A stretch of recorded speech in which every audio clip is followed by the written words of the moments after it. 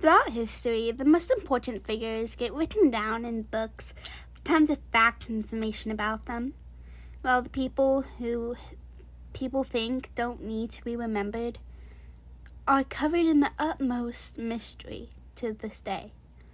We have just enough facts to keep us going, keep us wondering about them, but we don't know their fate nor the beginning. Even if they were surrounded by the people with the utmost power during their time, the utmost connections, and even the almost most royal blood.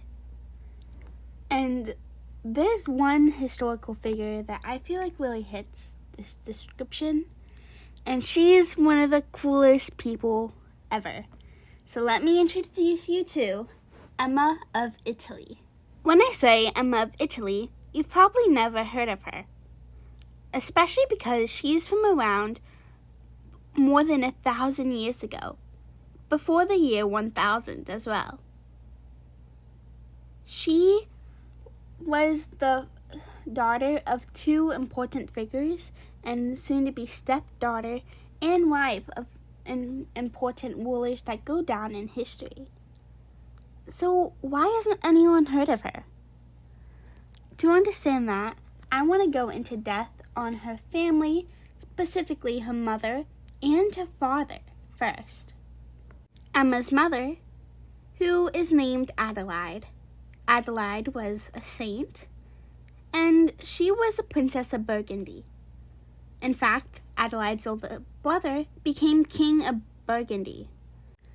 Adelaide's story really starts when her dad died in 937.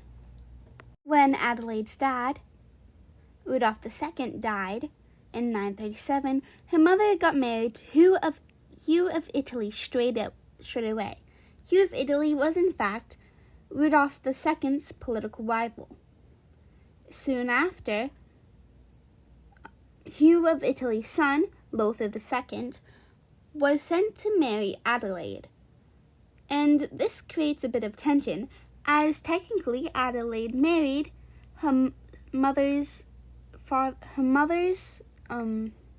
married her stepbrother.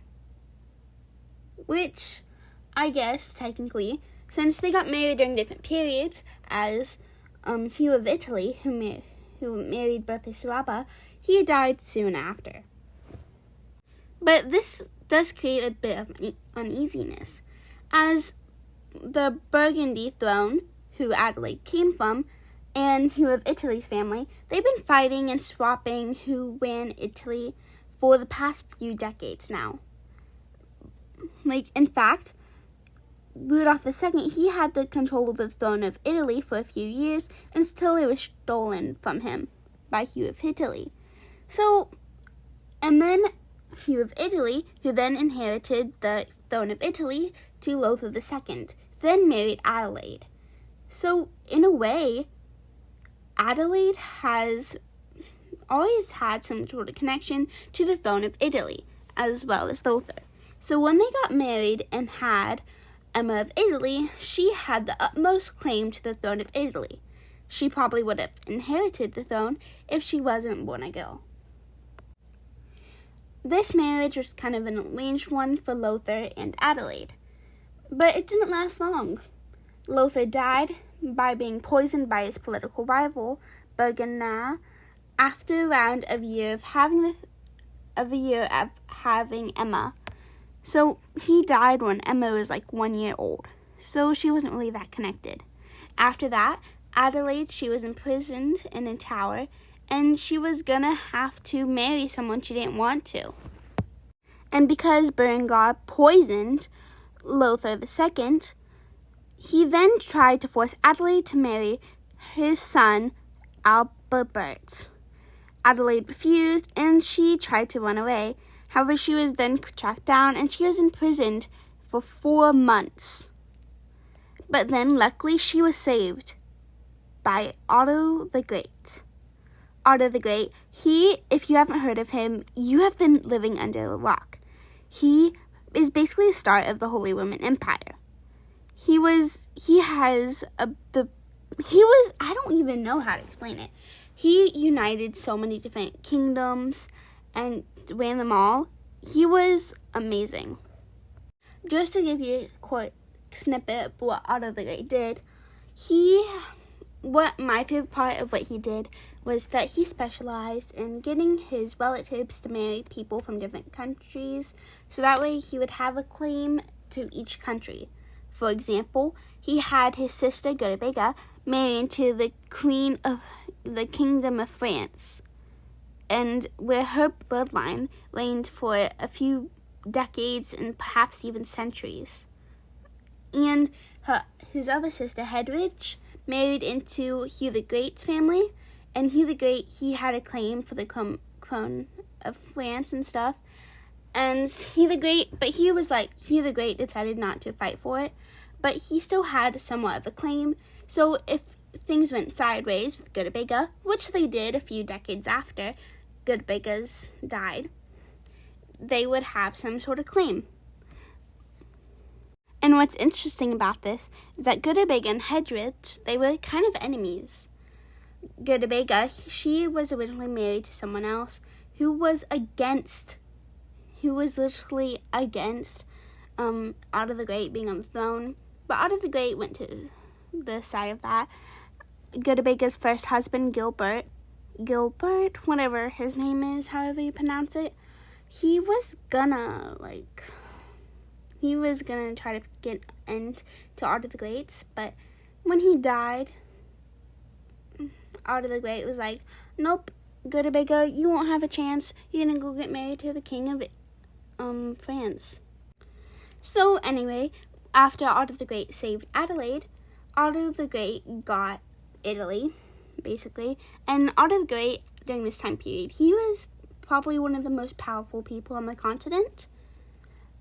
And yeah, the Holy Roman Empire, that's renowned, super duper famous. And Otto the Great is believed to be the start of that. I would do a bit more research onto Otto the Great if I were you to truly understand. So anyway, Emma of Italy was now the stepdaughter of Otto the Great. So not only did she have a bunch of royal blood from the kingdom of Burgundy, Italy, and now marriage ties to the Holy Roman Empire, she has some very royal blood now. However, she was then sent to marry to the kingdom of France, which I bet that sounds familiar to you, huh? Because I mentioned earlier that Gurabega, Otto the Great's sister, married into the kingdom of France. So Emma of Italy married a descendant of Gurabega. I'll give you a bit of backstory about Gurabega and Louis and her husband that she married. So whenever Gilbert died, he died in a fight with Otto the Great, and he drowned trying to escape. And after she was widowed, she was only 26 years old when this happened, so she was still eligible for marriage. So Otto the Great sent her for a political alliance to get married in France, and to King Louis IV, the King of France, and she became queen. And they had 8 children together, one of them becoming the next King of France, and one of them becoming the Queen of Burgundy. God. And Adelaide came from the Burgundy, so kind of a big loop. However, her husband Louis died whenever the heir for the kingdom was only 13, so Gurabega did act as regent for a few years until he became of age. And she even worked hard to ensure that her son could become king. She even worked with her brother-in-law, Hugh the Great, and gave him land to help. And when his son was of age to she became an abbess, and her son married her brother's stepdaughter. And that's why Emma of Italy married Gurabega's son. So technically, her son married her brother's stepdaughter, which is so amazing. The son of Gurabega, who was super smart and cunning, and was the Queen of France, her son married her brother's stepdaughter. Which that sounds weird, but technically they weren't blood related, so So while Emma of Italy was married to Lothar of France, who was Gotabega's first son with King Louis IV, she was convicted with adultery by her her brother-in-law Charles. It was soon disputed, but this did cause some tension and hostility. And her half-brother Otto II, who was Otto I's son, and who was in fact Adelaide's son as well. So her half-brother Otto II was not in support of her marriage to Louis IV, and he often invaded Charles's territory. However, years later, in the end of the marriage, they saw people. When her half-brother Otto II died, Louis was even the guardian of Otto III, who Otto II died quite young, while Otto III, his son, was still not old enough to come into power, so Louis was acting as a temporary guardian for him. But if you do know about this time period, Otto II did have many guardians, including Hugh the Great, who also had a claim to France. When Louis IV died, Emma of Italy, she was convicted and driven out because her son believed that she had poisoned Louis. We don't know what happened after she was driven out, but there's one historical figure who is forgotten that we think that might be Emma of Italy, and it's quite interesting. Some people say she joined a nunnery, while others, in my supportive theory, say she became Emma of Melnik, who married Boleslaus II of Bohemia, who was a duke, and she supposedly had 2 children with her. And what makes Emma of Melnik kind of awesome, she struck coins with her name on them, calling herself queen, which was such a girl boss move. Boleslaus III soon took power, and she went into exile of fear soon after because of the coins and stuff. But the fact that she struck the coins is amazing. So one thing cool about while she was on the throne and being accused of adultery by her brother-in-law Charles, it says she was frequently writing letters to her mother.